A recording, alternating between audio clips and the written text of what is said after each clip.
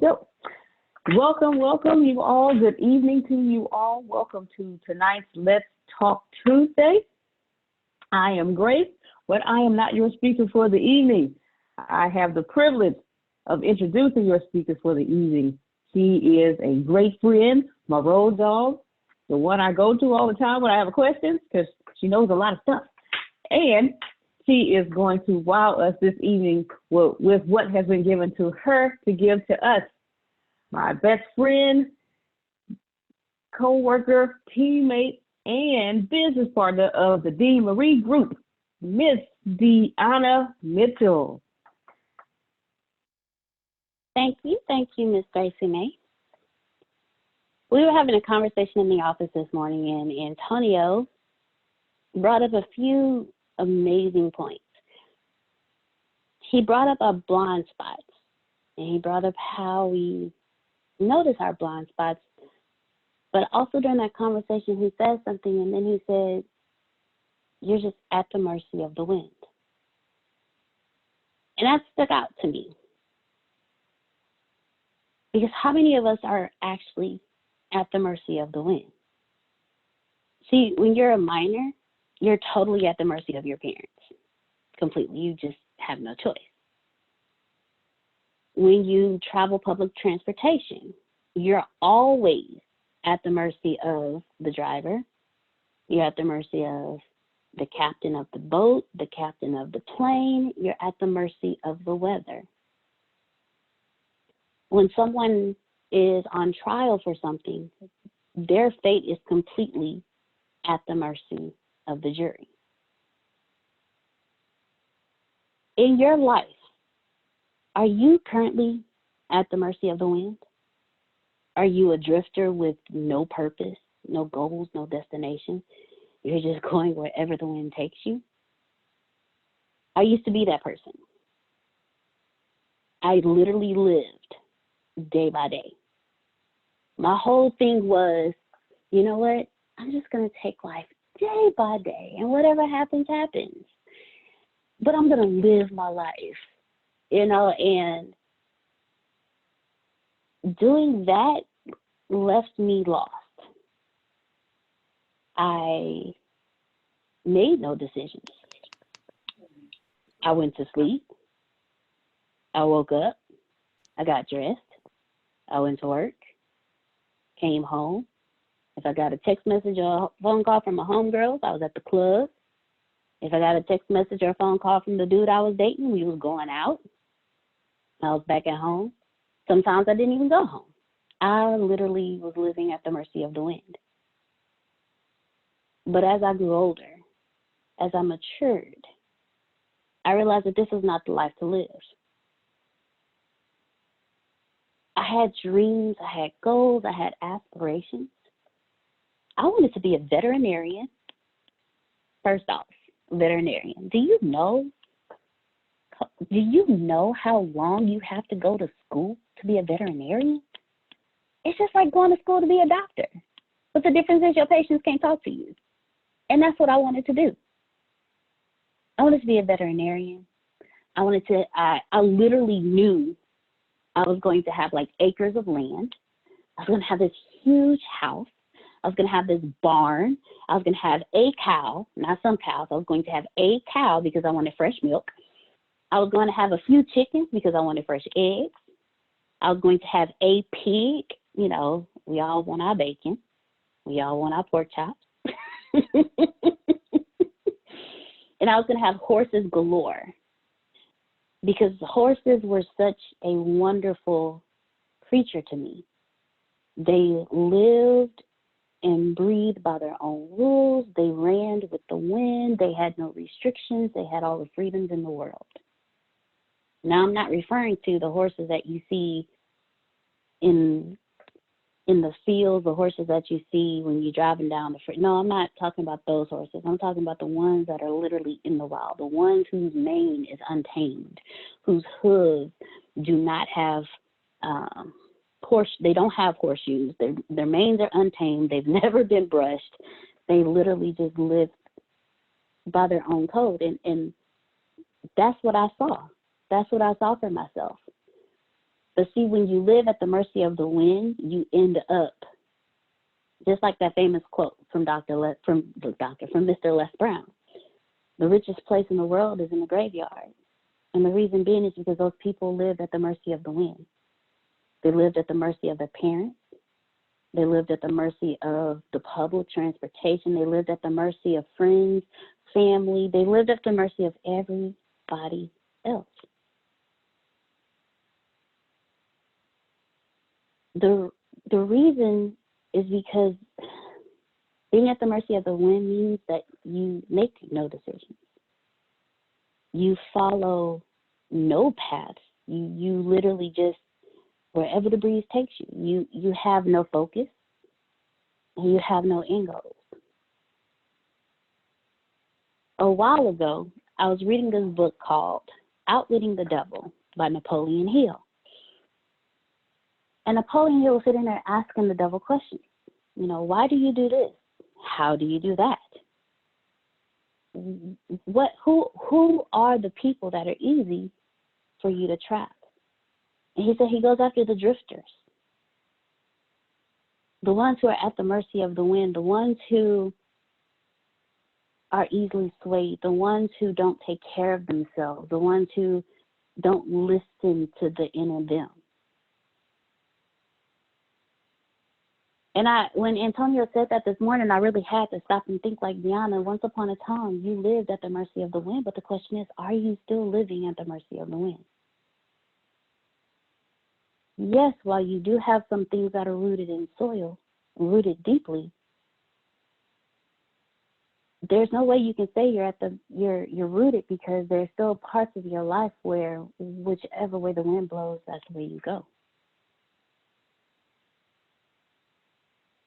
So in your life, are you currently at the mercy of the wind? Are you a drifter? Are you rooted to a point where no matter which way the wind blows, you may sway just a little bit, but you're still rooted exactly where you need to be? No matter how hard the wind blows, you just sway and you get right back in place. Or are you so thinly rooted, so whichever way the wind blows, that's the way you fall? Do you do whatever someone else tells you to do? Are you still living by, excuse my verbiage, the bullshit rules that were put in front of you as a child? Are you still there? Or have you released all of that? Have you rooted yourself deeply in the ground to where the wind has no effect on you? See, in life, you may lose a few leaves. You may sway a little bit here and there because the wind, when it blows, sometimes it blows strong, but you're still rooted.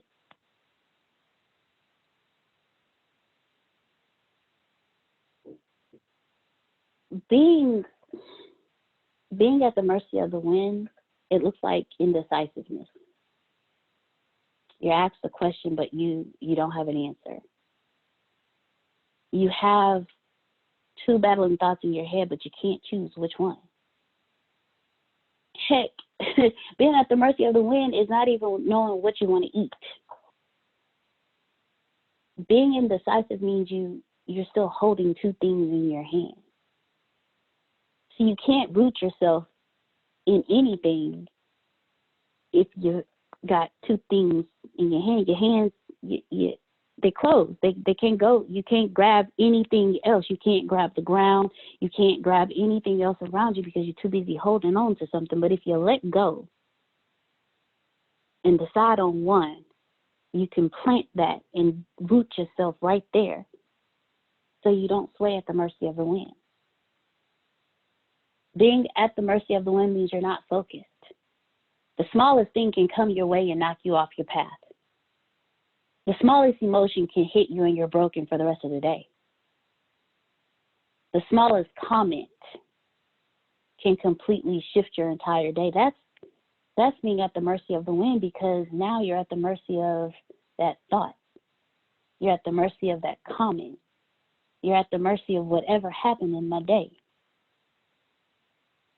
You're not focused. You don't have one thing you're focusing on. You have 50 million things with no end in sight, and you're all over the place. You easily lose focus because you're not rooted in just one thing. While you may think, you know what, this is what I'm going to do, but are you focused on that end goal? Because when you get focused on that end goal, you're rooted in that end goal. You're rooted there, and there's nothing that will sway you. No matter how strong the wind blows, your end goal is it. When you're at the mercy of a wind, you're a people pleaser. You're a yes man. If somebody says, hey, can you do this? And you know you have something you need to focus on, you're like, oh, yeah, sure. Because you know what? I got that. I can do this later. No. That's being at the mercy of whoever is around you at that time. That's being at the mercy of that person and not being focused. Being at the mercy of the wind is having no defining moment. Nothing that defines your legacy, nothing that defines where you're going, nothing that says when I get here, I know I'm almost there. When you're at the mercy of the wind, you do nothing for yourself. You do nothing to better yourself. You do nothing to better your appearance, your health, your wealth, your spirituality, your mindset. You do nothing to better who you are. Being at the mercy of the wind literally means that. It literally means you walk outside of your door every day, and whichever way the wind blows, that's the way you go. Now, ladies and gentlemen, I don't know about you, but I'm tired of being at the mercy of the wind.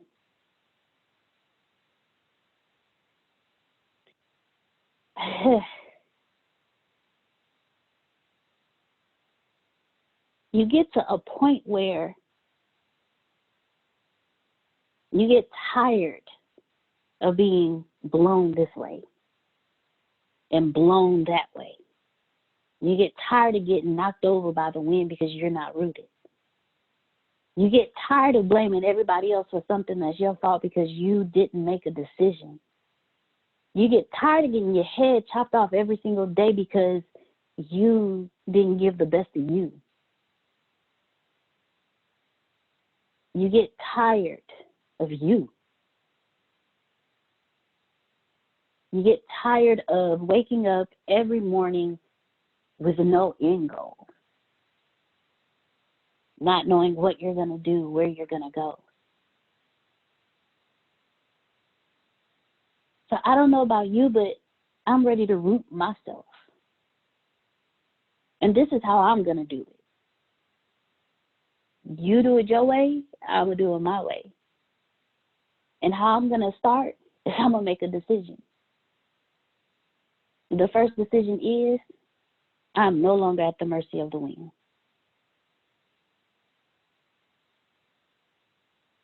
The second decision is it's time for me to actually take better care of myself. We did a no sugar, no carbs fast months ago. And while, yes, I started it, did I complete it? No, I did not. Because I was at the mercy of the wind. I made a decision to start, but I never made the decision to finish.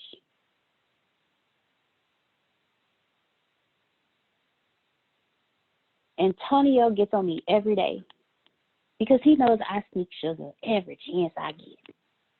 Every chance. A little cup of tea here, you know, a little cookie over here, you know, some pasta over here. Yes, ladies and gentlemen, pasta does have sugar in it. I just want you to know it's a carb. Carbs turn into sugar. Just a heads up. Sandwiches, all that. Because I never made the decision to finish. So that's one of the biggest things that we have a problem with in making decisions. We make a decision to start every day, all day, but we never make a decision to finish. And ladies and gentlemen, when you don't make a decision to finish, you are still at the mercy of the wind. Because when you start, If the wind blows you this way, you're going to still go that way, but you started. When you start, if the wind blows this way, you're still going to go that way, but you started. But see, you weren't rooted in that decision. You didn't root yourself in that decision because you didn't make the decision to finish. And because you didn't make the decision to finish, you were still at the mercy of the wind. So the first thing I'm going to do to root myself is make a decision to finish. The second thing I'm going to do for myself is have a defined moment so I know where my finish is. See, you can make a decision to finish, but what are you finishing? Are you finishing that plate of food you just fixed? Because I make that decision every day. Every day. But have I made a decision to actually reach my defining moment?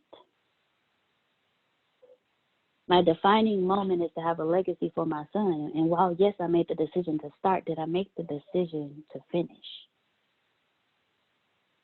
See, we always think about the long road ahead when we get to the finish line, but as Antonio has taught us on a consistent basis, that all of the books that we've read, all of the keynotes that we've heard, all of the personal development that we've ever listened to in our life, it always lets us know that you never lose focus on the finish line,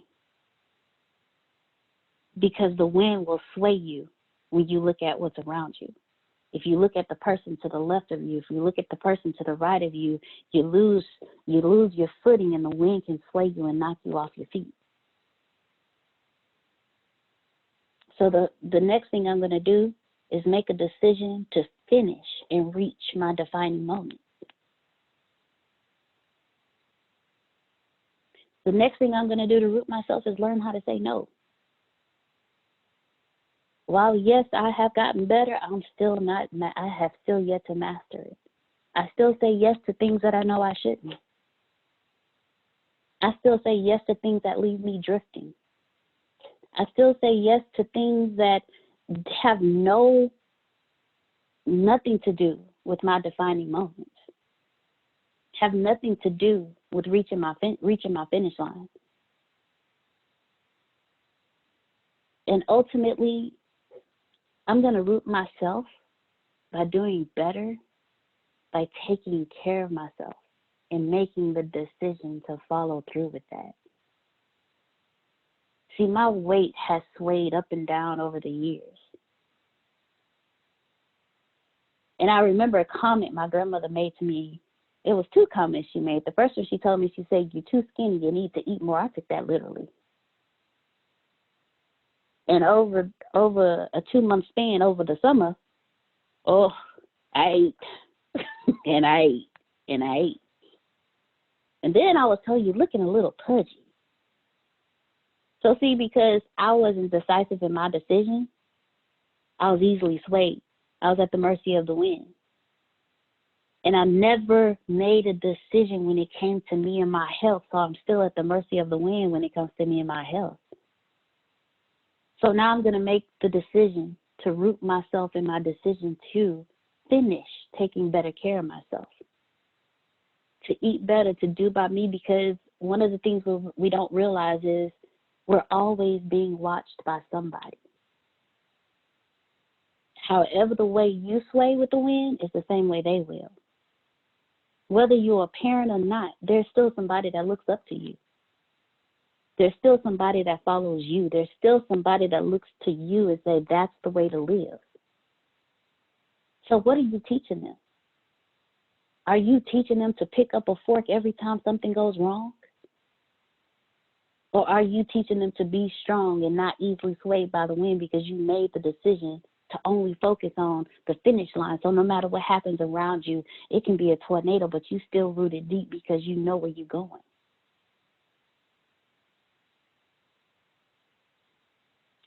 When you're a minor, you're totally at the mercy of your parents.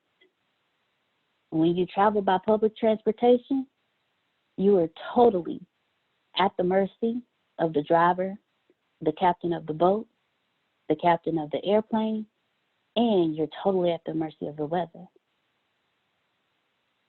When you're in front of a judge, you're totally at the mercy of the jury. So, ladies and gentlemen, I ask you today, in your life, are you still currently at the mercy of the wind? Thank you, ladies and gentlemen, for joining me this evening for Let's Talk Tuesday. All right, Marie. Woo, woo. All right. If anyone has any questions, comments, or just wants to pour back into Deaunna, the floor is now yours. Miss Susan, go ahead. That was amazing. That was really amazing, Deaunna. You know, showing your vulnerability, first of all, and, you know, the areas in your life that you know and that you're not there yet, and sharing that with all of us. And we all have those things. And, you know, that you recognize those, you recognize what you did early on, and you're still so young that, you know, you can get on top of all those others, and you're recognizing those as well.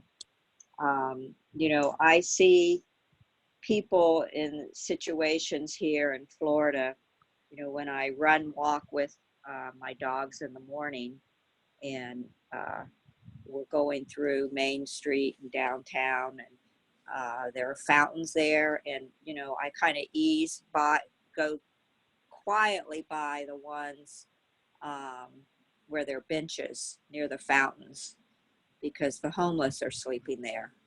And they're just starting to wake up, or they're not awake yet, or they're trying to wash themselves there in the fountain a little bit. And I think about them, and I think, how did they get here?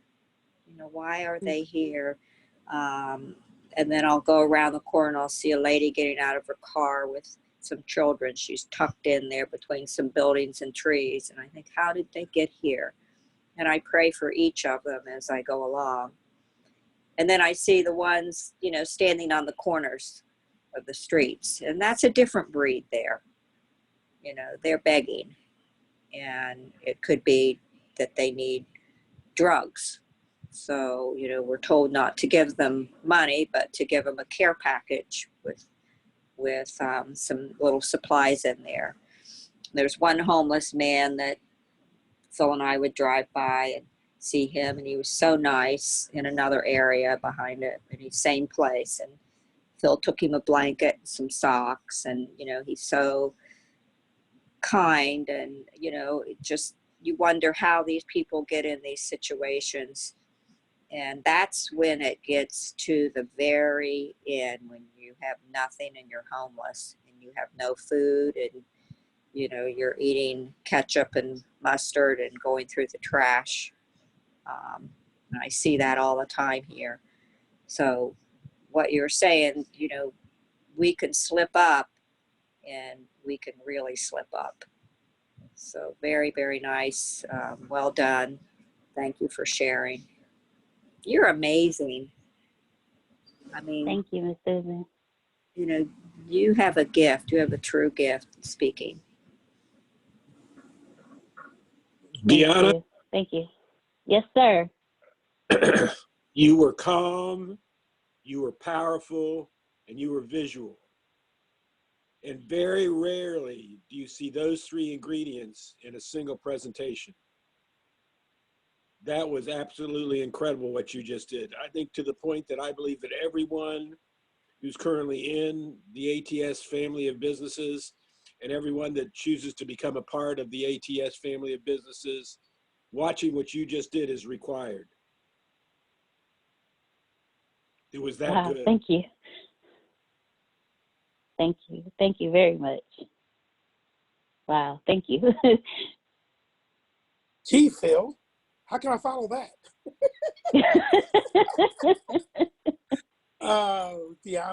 Deaunna. For all of you who are listening, I am a married man, but Deaunna, you are an amazing woman. An amazing woman.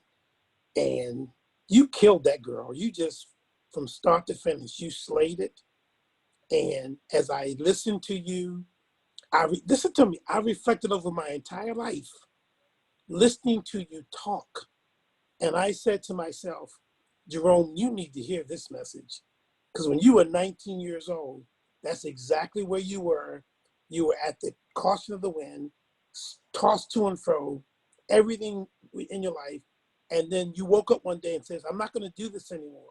But you know what's interesting? I love the way you brought it home in the sense of there's still some things I got to work on. There's still some things that, girl, oh, I loved it. I loved it. I loved it because there's still some things I have to work. Strong as I am, as powerful as I know I am, you made me stop and examine everything. And I said, Jerome, still some things you got to work on. And I thank you, and I thank you, and I thank you. Thank you. Thank you very much, Jerome. Thank you. Brian, is there any, Dr. Carr? Hey, Deanna. Hey, Doc. So long since I was able to jump on here, and you were great. I agree with all of the sentiments that have been offered. I am not a married woman, and you are amazing. I read an article today that was talking about the tendency of people to jump on bandwagons and how that's how we keep change from occurring in our lives, because we take what is prescriptive for everyone and try to apply it to ourselves. And we may be extraordinary. We may be the one thing that isn't supposed to go with that particular win. And when I was listening to you, it made me, like Jerome said, I was kind of just taking an assessment of my life and just thinking, okay, well, if Deaunna is struggling with this and she's far more connected and living her dream more than me, then I need to see where in my life I may be going with the wind. And I need to catch that before I'm going with the wind. But I I really appreciate you attending to Antonio when he was talking this morning and pulling out exactly what the group listening to you on this evening needed. I'm going to take it and chew on it with the rest of the stuff I'm chewing on. And you have been quite helpful, and I appreciate it. So thank you very much. Thank you very much, Dr. Shannon R. Clark. Thank you. All right. In the comments, Deanna, Darren said there is peace in your voice. Profound. I know, Darren, were you able to speak, or did you want to have something else to say? All right. Anyone Thank you else? very much, Mr. Darren. Okay. Good stuff. Anyone else would have a question, a comment, or would just like to pour back into Deanna? All right. Well, before we go, Dee Marie, awesome job as always. Let me tell you something. Get out of my house, okay? Get out of there. You get out of my house, okay? Oh, Darren, go ahead. I'm going to tell her to get out of my house later. Go ahead, Darren. All right, I'm gonna be very brief. Me and my son, we're doing homework right now. I'm gonna be very brief. I just thank you for not only what you touched on today, but just your consistency and sharing your thoughts and sharing your truth. And I want you to know that I appreciate you and that I just thank God for you and continue to do what you're doing. And as long as I have opportunities to chime in, I got front row seats, and I'm grateful for that. So take care. Thank you, Darren. Thank you very much. All right. Michelle G said, okay, you told her, thank you. So great job. All right. As I was saying, Dee Marie, hold on now. You just, okay, you was hitting me all in the facial area. But it was much needed. I do thank you. But Shannon touched on something where we sometimes see what other people are doing, and then you wonder, well, I wonder if I need to do that too. I just did that Sunday. Shannon and I are, we attend the same church. We grew up together, and we're in the same Sunday school class. And she pulled out a book that she's reading, and it looked interesting to me. And I was telling myself, I wonder if I need to get that book. But then I told myself, no, you don't need to get that book just because one of your best friends got that book. That is for her. That is what she is going through and have in her mind right now and on her heart to read about and to apply in her life. That may not be for you right now. So just because your friend got it don't mean you need to get it right now either. That's the whole going with the wind. So I checked myself on that one, but this was very much needed for myself as well, along with what Mr. Romy Rome said. There are some things that I do need to work on with the blowing of the wind, the indecisiveness, the going along to get along, and to really make that decision to not do that anymore, to make a decision, period. To stick with that decision and to have that plan of this is waking up in the morning or before I'm going to sleep saying, this is my goal for tomorrow. This is my goal for the rest of the week. So this really helped me out. Dee Marie, thank you so much. Is there anyone else who had a question, comment, or wanted to pour back into Miss Deaunna? All right. Well, Dee Marie, you have final words? Out of the mouth of our wonderful CEO, Mr. Antonio T. Smith Jr., you can plant better, you can dominate. All right. To those of you, we'll see you in a few moments for the Bureau of Dominant Speakers. Everyone take care. See you there. See you there. It's amazing.